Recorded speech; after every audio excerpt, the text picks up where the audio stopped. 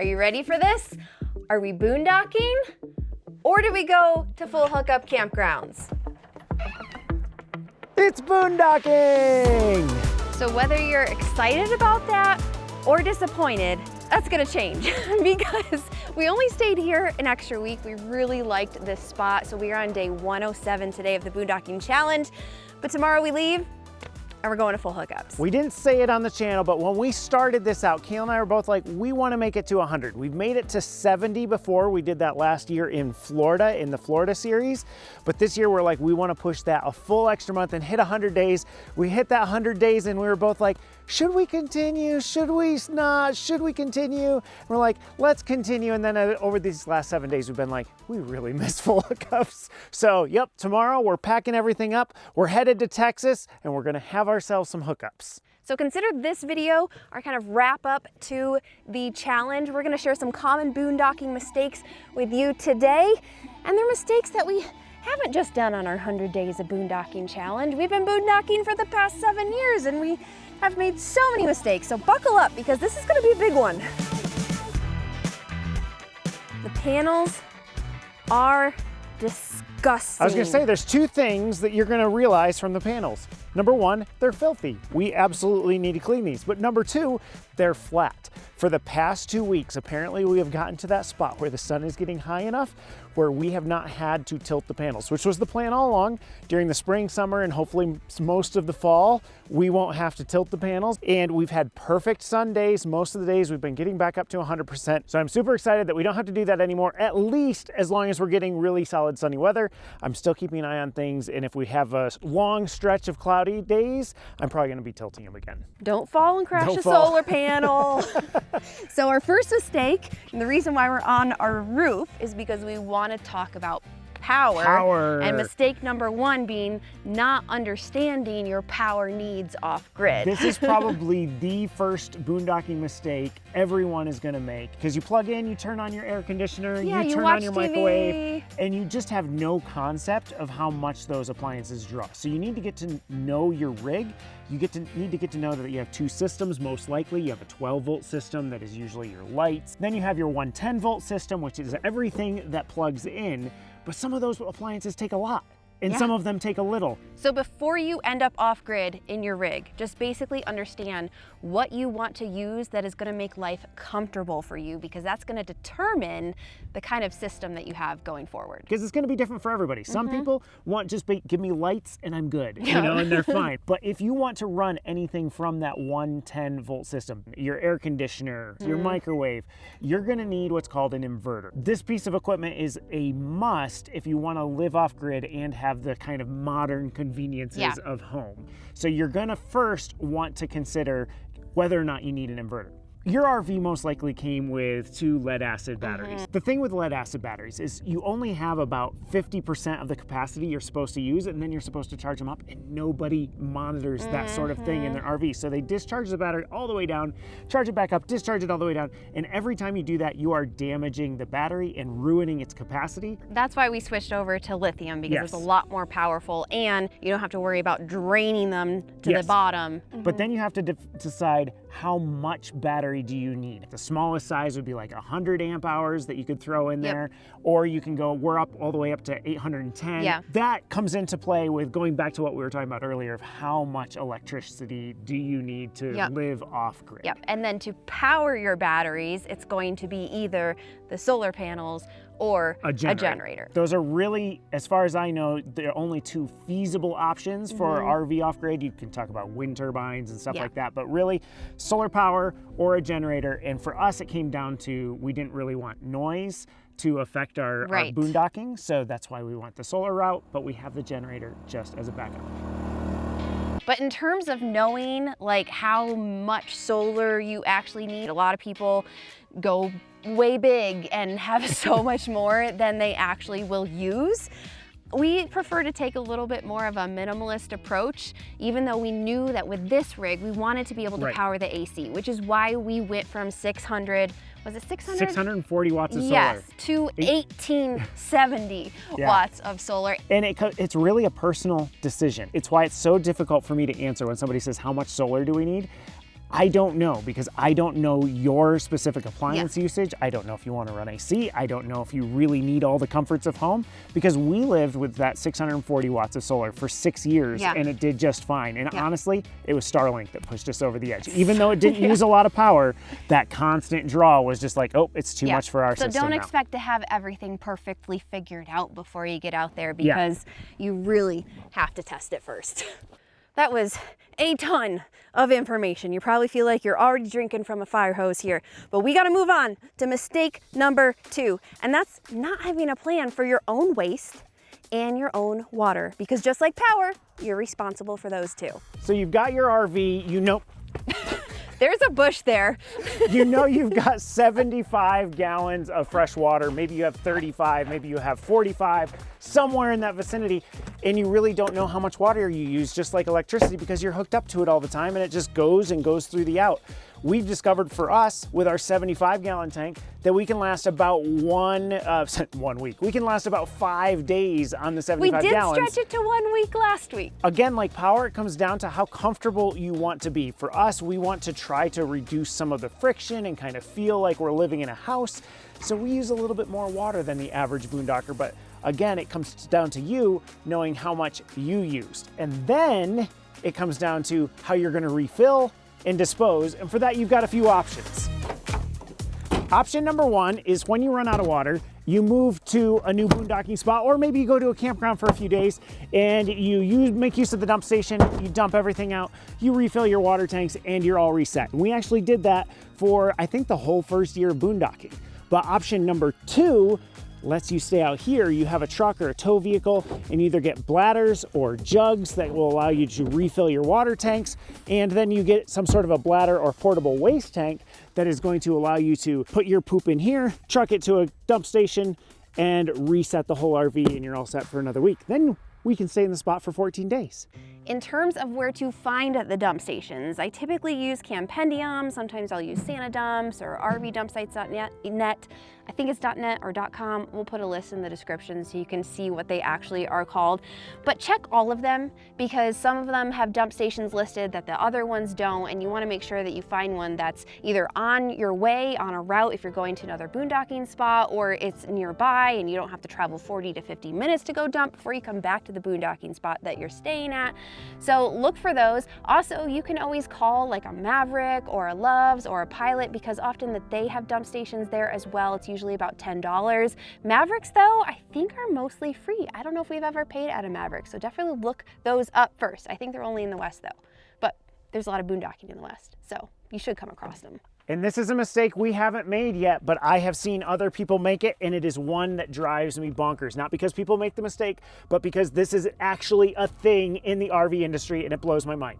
That is, if your RV has waste holding tanks, which it probably does, check with the manufacturer, check with forums and whatnot to make sure that your RV can travel with full tanks. It's absolutely stupid to me that there are RVs out there that have tanks that the tank will fall out if you travel with it full, because what is the purpose of a tank if you can't travel with it somewhere? Can you tell this is a little frustrating soapbox of mine? He just got really up in your grill about that one. When I have seen photos on Facebook of tanks sitting on the ground because somebody traveled with it full, and it turned out there was just a little metal strap with 2 screws holding the tank in, and if you're gonna do that, if you're gonna make an RV that's just meant for RV parks, just don't put the tank on it, please. So far, the Brinkley has been fine. Nothing has fallen out. It's designed well. It's designed with the tank I think it's securely more, in place. Maybe the travel trailers are a little bit lighter. If an RV has the name light in it, that's my first clue that I would really double check to make sure that it's designed to haul heavy. Yeah. Mistake number 3. Leaving your husband behind while you talk about stuff. He told me this one is all you. You can just take it. And it's so all I you. just took it and started walking. Okay, mistake number 3 is assuming that just because it's public land, just because it's BLM land, just because it's a national forest, just because it's fish and wildlife, you can stay on it. Because that's generally where you can camp. However, that's not always the case. I mean, there are a ton of national forests out east that you can't even get to because there's hills and trees and all of that stuff, which is why it's more popular out west. But you want to make sure that it's actually legal to stay in that area. And one of those ways to do that is to look at those sites. Campendium I already mentioned because it also has campsites in addition to dump stations. You can look at the dirt. You can look at ioverlander.com. Now ioverlander, you have to be a little bit careful because generally that is for like van lifers. And I'm not saying this against all van lifers, but because they can squeeze into tiny little spots, they may put things on there that aren't necessarily a legal place to stay overnight for the night. Or definitely not a place that a 30-foot RV can stay. So you just have to be a little bit careful with that. So I check all those sites, double check the reviews, look at everything, make sure it's good to be able to stay there. Can we camp here? Can we camp here? Joseph, what? You told me I could check the dirt to see if we could camp there. DYRT. People are gonna think that was scripted, but Kalyn did not know that was coming. I did not know it was coming. And then I'm thinking like, what is wrong? Dude, we're not in Sedona. Like, like what? Now, sometimes you can make a mistake thinking that you're actually on BLM land and you're not. So we didn't share this a couple videos ago, but when we were boondocking outside Chiricahua National Monument and we were on BLM land there on Tank Road, which we thought was BLM land, we got all set up, there was a fire pit. The coordinates on Campendium took me right to that section. And then we went for a walk the next day and we found a sign like, I don't know, a quarter mile down the road that said 14-day camping limit this way. And I checked the public lands app that I have, and sure enough, sorry, that's what, I just got 5,000 steps, yay. Okay, you check the public lands app, which I think is great to download, and it shows you where you are in your blue dot if you're actually on public land or not. So I should have checked it, and I didn't, so don't make that mistake. But did we stay there? Did we pick up the RV and move? No. There was a campfire pit there, we stayed, but we lived with the knowledge that if somebody came and knocked on our door, we could have been kicked They out. had every right to kick us out, but we were kind of like, it seems like people camp here often, so we decided to risk it, and it worked out. But so don't do what we did though. If I go back, I would go to the BLM land just a quarter mile down the road. Well, we breezed through number 3. So number 4 is not researching to make sure your rig can make it, because see Exhibit A, pothole. This is why it is so important to read the reviews on those sites that I mentioned in the last mistake, because people are gonna tell you, hey, I took my 25-foot trailer down here, but I really wouldn't do anything more than 30 feet. Or maybe you have some Class A motorhomes who are like, yeah, just take it slow, but you can go 7 miles down the washboard road and it's gonna be totally fine. So reviews are gonna be your best friend. The next thing you wanna do is click on those coordinates that they usually have on these sites and look at satellite view, because you want to know, okay, where does the paved road stop? Where does the dirt road start? How do things look? Is there space that looks big enough for my rig, or are they really tiny spots? How many spots are there? Is it a big wide open space? That's going to give you a much better view of the area than just looking at someone's photos. But ultimately, you're the only person that knows how comfortable you are with your rig. So you're gonna wanna know like how it handles on dirt roads. You need to know its length, its height, its width, all of that information, because I might boondock on this road that has this giant pothole on the right that goes down about 1.5 feet because I figured out that I could straddle around it, but you might not be comfortable with that. So when you arrive at a spot, you can only see so much on the satellite.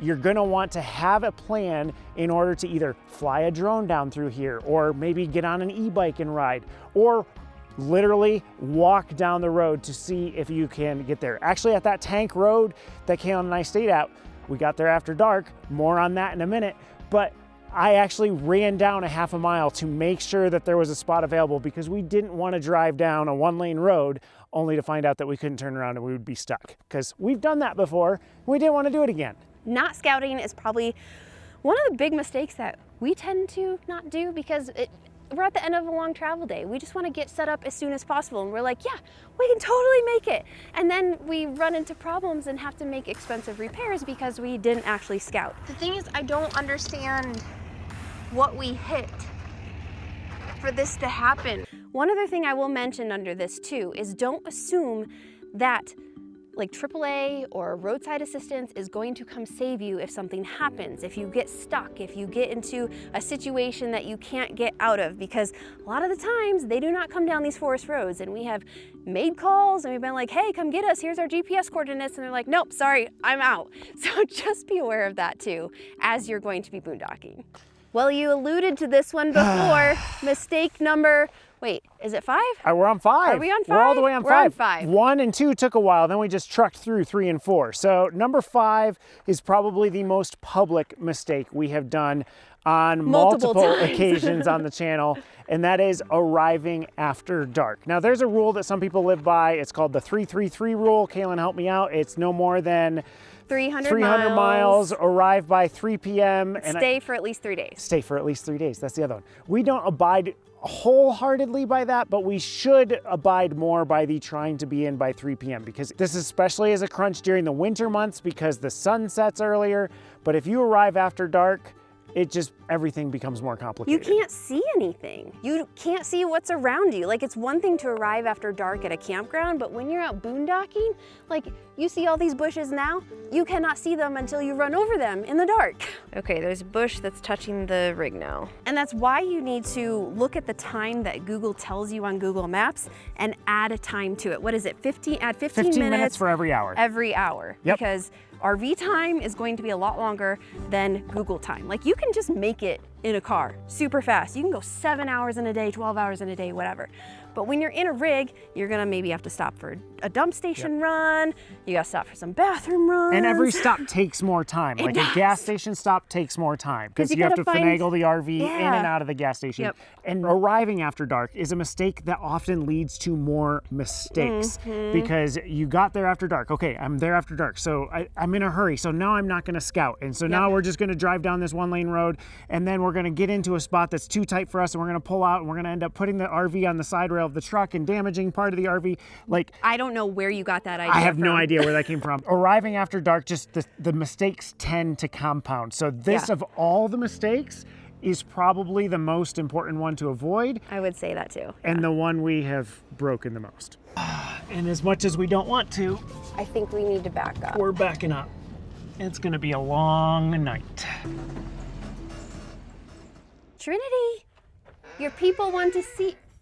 Did you leave the bedroom door open? I probably did. I think she was on the bed. Do you want to say hi to everybody? Trinity! Oh, yes, say hi.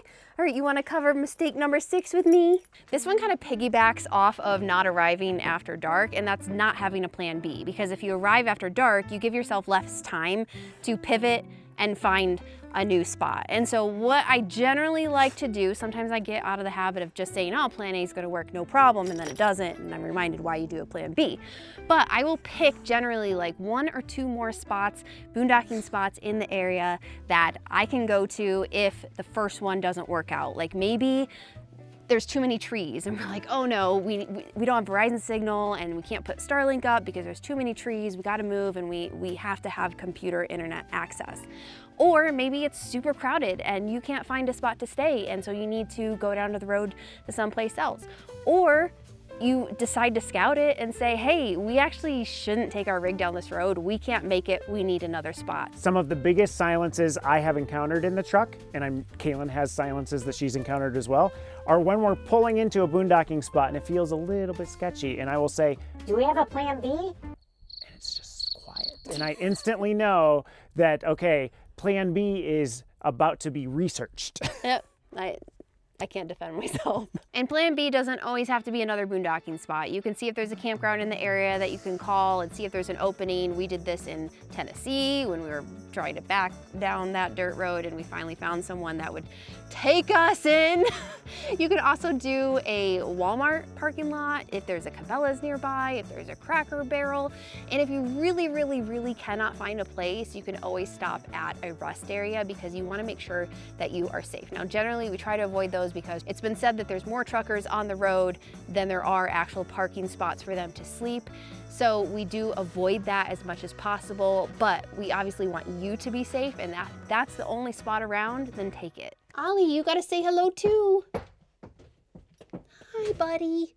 You been keeping Ollie company? No, she's been up on the bed where she doesn't belong. You gotta wait till she's done drinking and making noises. You done yet?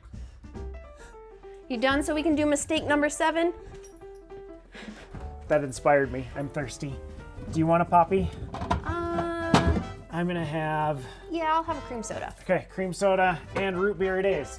What are we on, mistake number 7? Yes. Mistake number 7 is assuming that the conveniences or the attractions that you wanna go are gonna be nearby to a boondocking spot. Hang on, I need some root beer.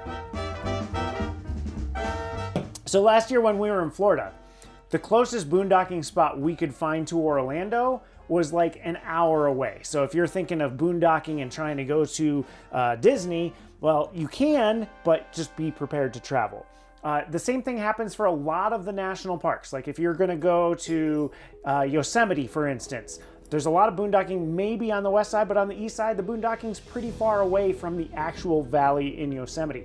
However, there are some national parks where you can score some amazing boondocking spots literally right outside the park. Joshua Tree, for instance, at the beginning of this boondocking, the very beginning of the boondocking challenge, we were within like 100 feet, probably 100 yards of the Welcome to Joshua Tree national sign. You know those ones that people take the pictures next to?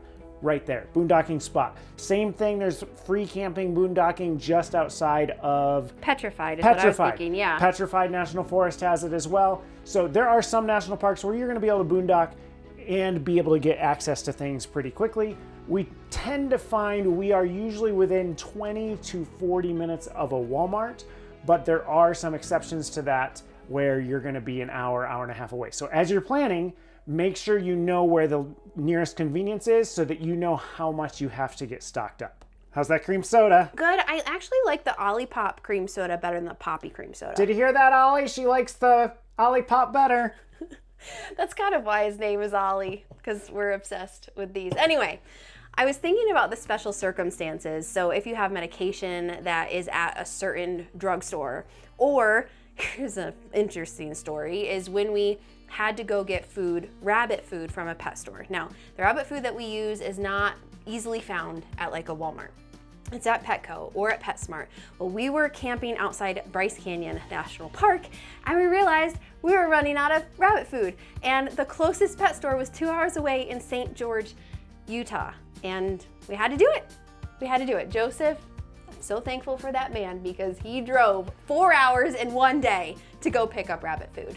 So that's why if you're gonna be boondocking for an extended period of time, or you're gonna be boondocking way out and you cannot see that there's anything like to resupply that's gonna have what you need or be super cheap, because sometimes there are little, mom and pop grocery stores that are like double the price, or maybe a Dollar General that maybe doesn't have everything that you usually use to cook. So just keep an eye on everything, make sure you're fully stocked up before you go off grid.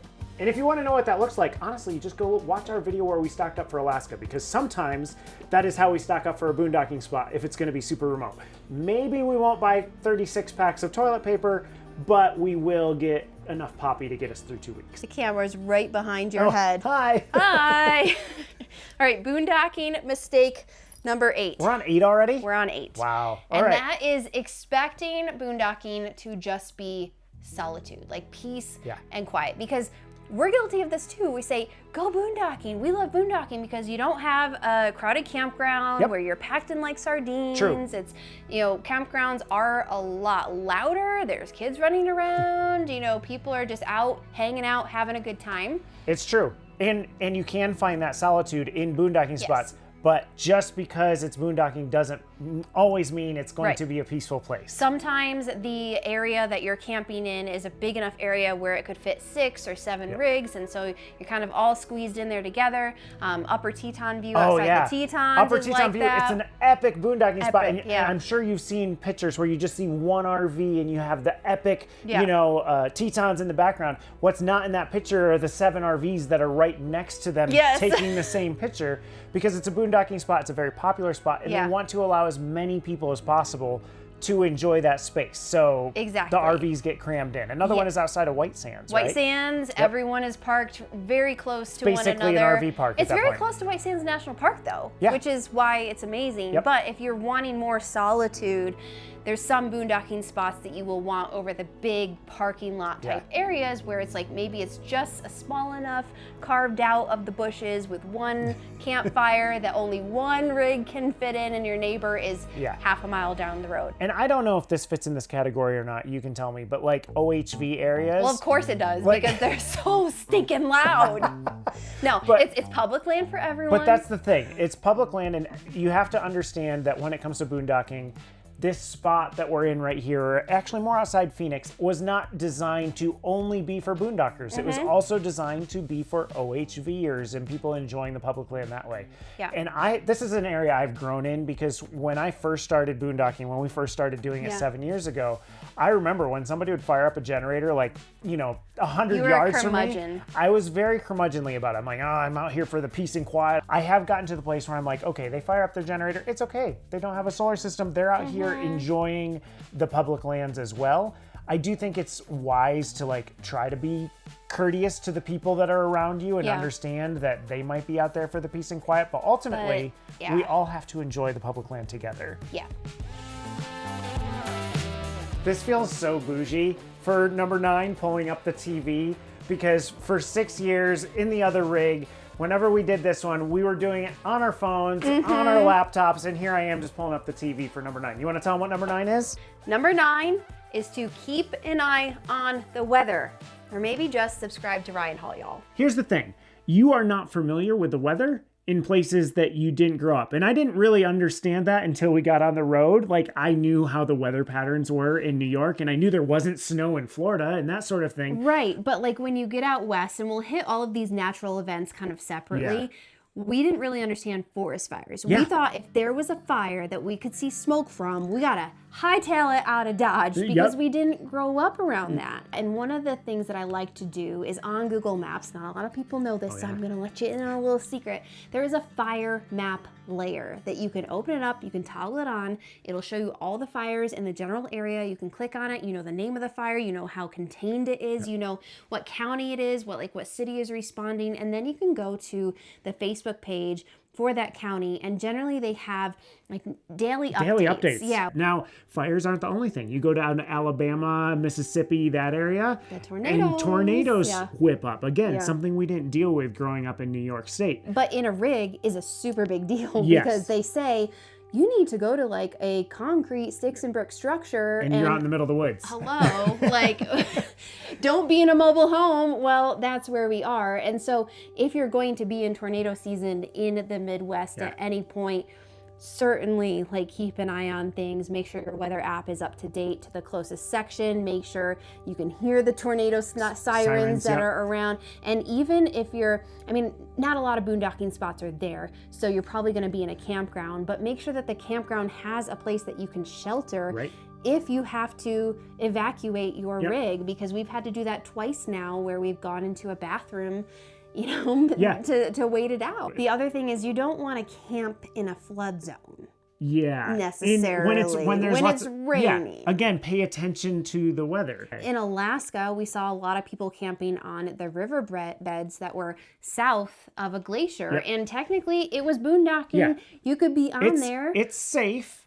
But if the glacier burst, which it did in Juneau that year that we were up there, this water can just come down the riverbed and wash everything away. I mean, we thought about doing it. We did. And then we have friends up there who are locals, and they're like, no, that's stupid. Don't do it. That's stupid. Don't do it. If you're parked next to a river and it's spring or rainy season, what I like to do is I Google the river and water levels, and I'll just Google, you know, Tennessee River water levels, and I'll usually find a chart where I can see, okay, how much does this river fluctuate in April?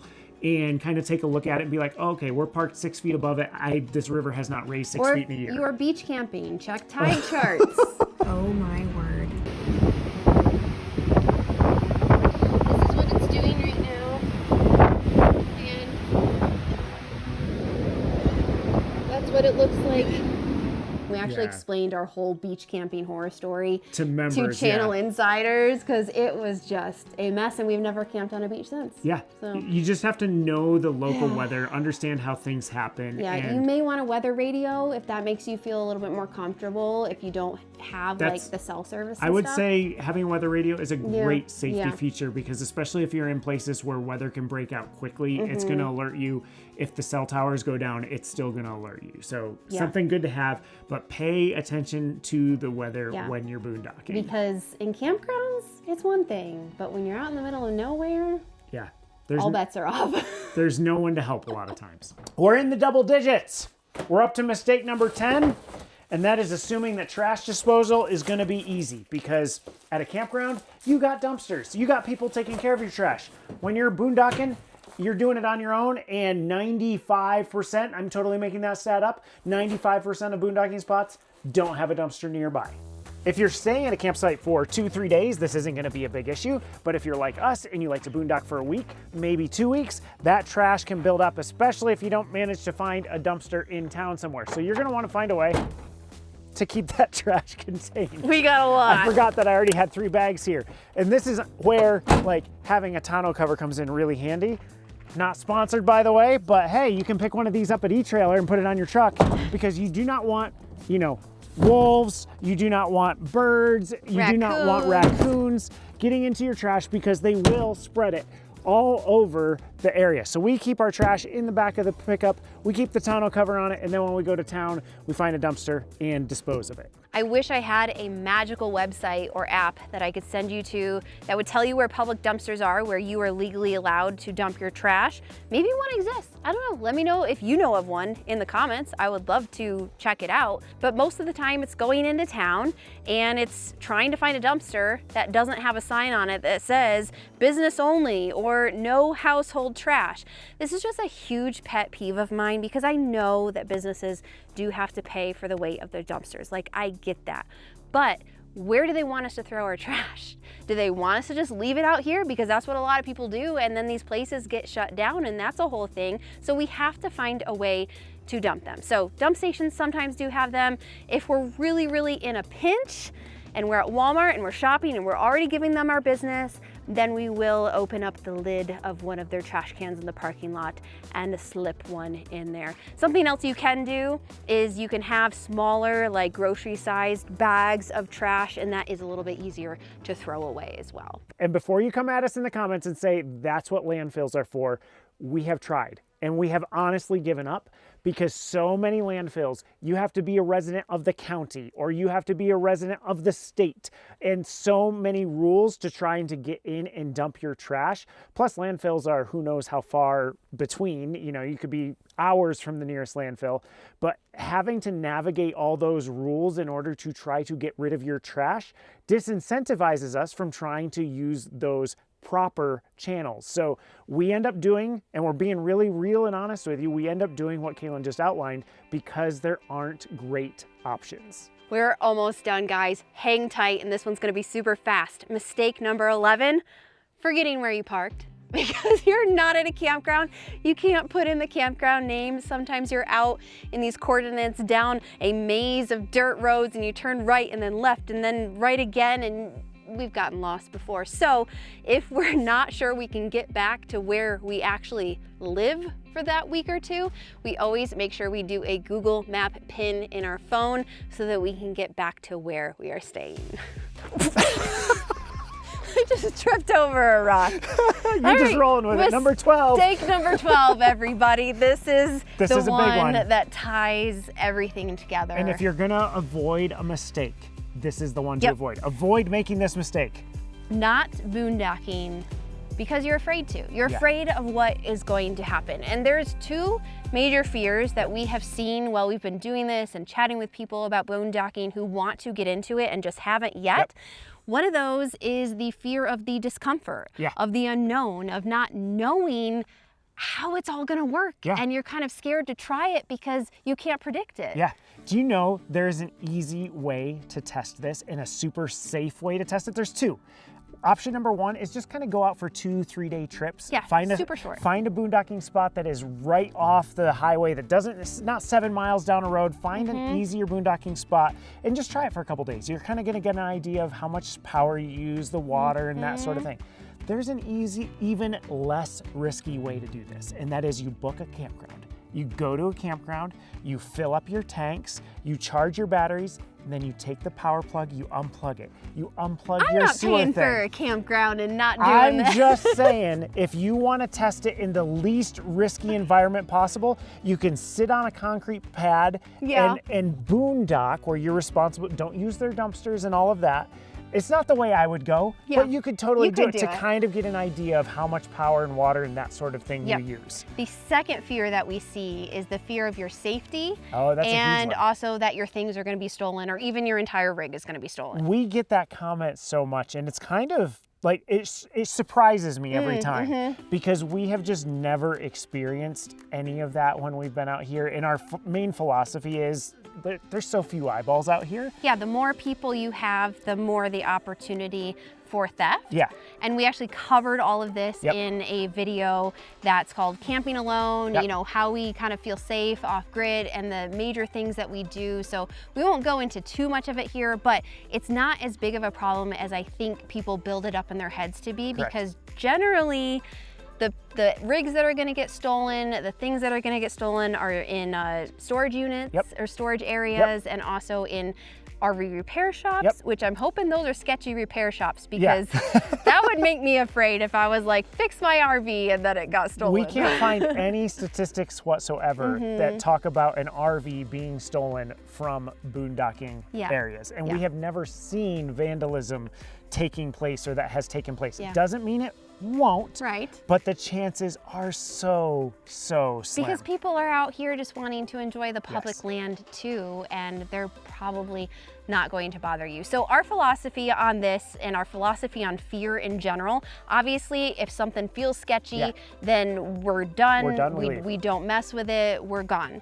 But if we're letting fear keep us from experiencing a camping spot or an activity or something new that we want to try, like, give yourself that freedom to explore that, and you're gonna build the confidence that you need to maybe fall in love with it and enjoy it and boondock as long as you want to, maybe 100 days like we have.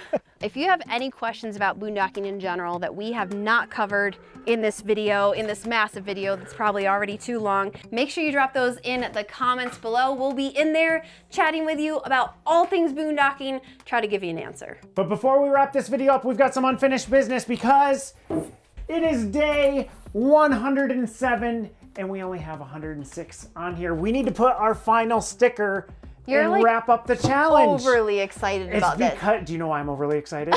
Because tomorrow we have full hookup showers. And ladies and gentlemen, it has been 107 days since I have been able to turn on the water in the shower and just leave it running for as long as I darn well please. Do the honors. Okay, 107. Dun, dun, dun, dun. I kind of feel sad that we have an opening right here. We should have ended with the whole line. That's my type A coming out. We're ending at 107. I'm taking a shower tomorrow night and it's gonna be glorious. I do already have reservations made. So for our final solar update for the Boondocking Challenge, which our retail value of our system was $14,486. You probably already have that number in your head if you've been watching the whole challenge from beginning to end. But 55 dollars that we're saving on average from a campground times 107 days is $5,885, which leaves us with $8,601 to pay off the rest of our system. Now we're gonna still keep track of every time we do boondocking. I don't know if we're gonna put it on the board, but we will keep track in some way so that we can come to you every few weeks or couple months, let you know how we're doing on this challenge of seeing how long it takes to pay off the retail value of our solar setup. So this is it. It's actually the end of two things. It is the end of the Boondocking Challenge, and it is going to be the end of this limited edition t-shirt. We have the Open Roading I'd Rather Be Boondocking t-shirt in our store. We'll leave a link to that in the description, and it's only going to be available till next Friday, because as of next Friday, we won't be boondocking on the channel again for a bit. So get it while it lasts. And we'll see you guys next week from Full Hookups.